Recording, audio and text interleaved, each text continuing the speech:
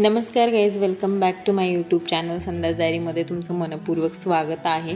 आणि फायनली आज थोडंसं काम झालं आहे ट्रॉल्याचं अर्ध आणि बाकीचं आहे ते 2 दिवसात पूर्ण करते म्हणलेत. आणि हे किचनचं काम बाकी असल्यामुळं सगळं हॉलमध्ये हॉलचं आणि किचन सामान तसंच लावायचं राहिलं आहे. त्यामुळं आणखीनही सामान सेट झालं नसल्यामुळं सगळं राडाच आहे घरामध्ये. आणि पिल्लून आज एवढं परेशान केले, सासूबाईंकडं थोडं पण जात नाही आहे, तो त्याला घेऊन मी कमरावर सगळं केलं आहे. आणि त्याच्यासाठी आता सगळं सामान पण हुडकत नाही आहे, त्यामुळं मग म्हणलं चला त्याच्यासाठी इन्स्टंट काहीतरी बनवता येईल असं पटकन, म्हणून मी ओट्स आणि मखाण्याचं सिरलॅक्स बनवून घेतलं. आणि तो बघा असं कर. काय करतोय? मध्ये हात नको घालू, खाली बस, खाली बस, खाली बस.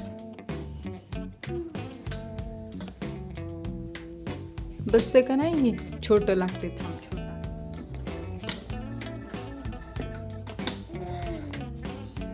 मिक्सर चालवायला?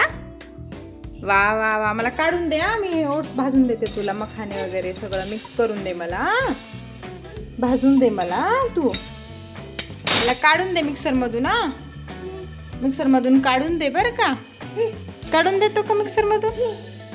हो हो हो, छान छान छान छान. जात नाही मध्ये हात, आता जात नाही. मम्मानं लॉक केलं त्याला, लॉक केलं मम्मानं. लेकिन ये साला कर क्या रहा है यहाँ पे?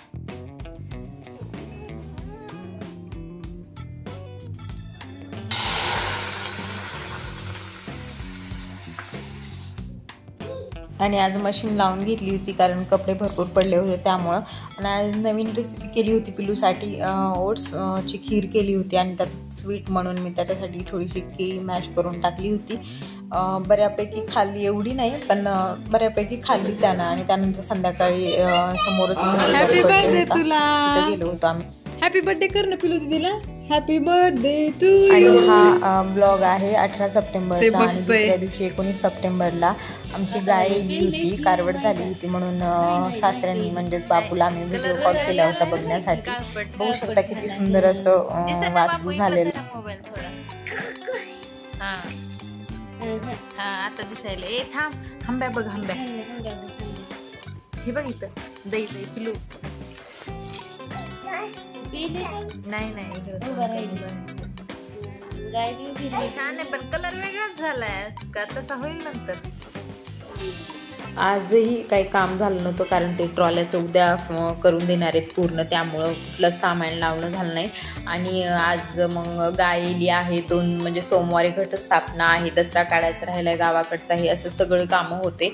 आणि इथलंही तसंच होतं, तरी पण सासूबाईला गावाकडे जायचं होतं कारण दसरा आहे आणि घटस्थापना आहे. सोमवारी एकच दिवस आहे, उद्याचा किंवा परवा दिवसाचा, आणि गाय पण येली आहे त्यामुळं.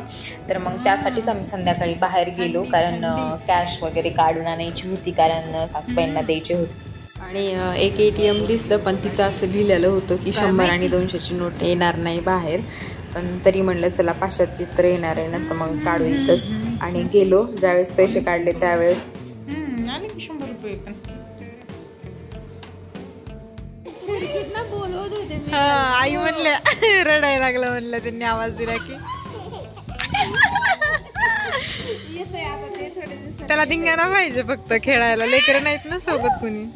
आणि ह्या ताई आहेत, आमच्याच फ्लोअरला राहतात.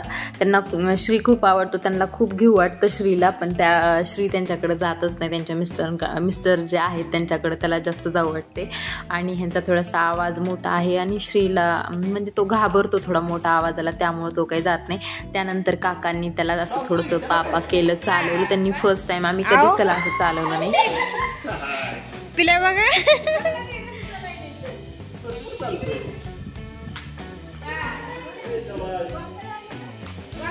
नाही आम्ही नाही घेतलं.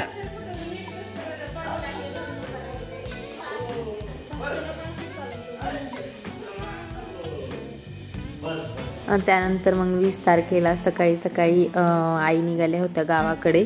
आणि पिल्लूला म्हणजे उठवलं नाही कारण ते किरकिर करण म्हणून झोप मोड झाल्याच्या नंतर अशा निघाल्या होत्या त्या. त्यानंतर थोड्या वेळानं श्री झोपेतून उठला आणि त्याला म्हणलं आजी कुठं गेली, तर ते शोधत होता खूप आजींना.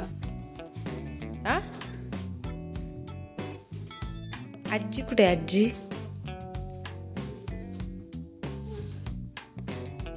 नाही किचन मध्ये गेली आजी. नमस्कार guys, welcome back to my YouTube channel संध्याच डायरीमध्ये तुमचं मनपूर्वक स्वागत आहे. आणि आज आहे 20 सप्टेंबर आणि आम्ही शिफ्ट होऊन इकडं आम्हाला आता किती दिवस झाले, बहुतेक 5-6 दिवस तरी झाले, तरी सुद्धा जशाल तसंच आहे. कारण इथं ट्रॉल्या वगैरे बनवायला सुरू आहे, त्यामुळं काही किचनचं सामान लावताही नाही आणि मला हे काही लावूच देत नाही आणि सासूबाई येऊनही असाही काही उपयोग झालेला नाही आहे. इथून मोहरसन टाकत इथं सामान आणलं, आधीच मी स्वच्छ करून ठेवलं होतं आणि इथं तर सामान तसंच आहे. आणि ते आज गेलेलं आहे गावाकडं, कारण गावाकडचा पण दसरा काढायचा आहे, घट स्थापना आहे सोमवारी, त्यामुळं शनिवार आहे. 2 दिवसात जेवढं होईल तेवढं करताल, त्या माहीत नाही आता काय काय करतात ते. आणि बघा राडा असा असेल, असंच मला पिलूला घेऊन आता सगळं आवरावं लागेल. आणि माझ्या लाईफमध्ये पहिल्यांदा असं झालं आहे की एवढा राडा सगळा, म्हणजे 8 दिवस झालं घरात असा राडा आहे. मी एकही दिवस कधी असा राडा ठेवलेला नाही आहे. इथंही 2-3 दिवस आणि तिथंही 2-3 दिवस. ज्यावेळेस शिफ्टिंग करायची असं आमचं ठरलं होतं, शनिवारी इकडं शिफ्ट व्हायचं, पण शनिवारी दुपारीच ते मला म्हणले, शनिवारी नाही शुक्रवारी दुपारीच मला ते असं सांगितलं की आपण उद्या नाही करायला लागलो, आपण सोमवारी करू.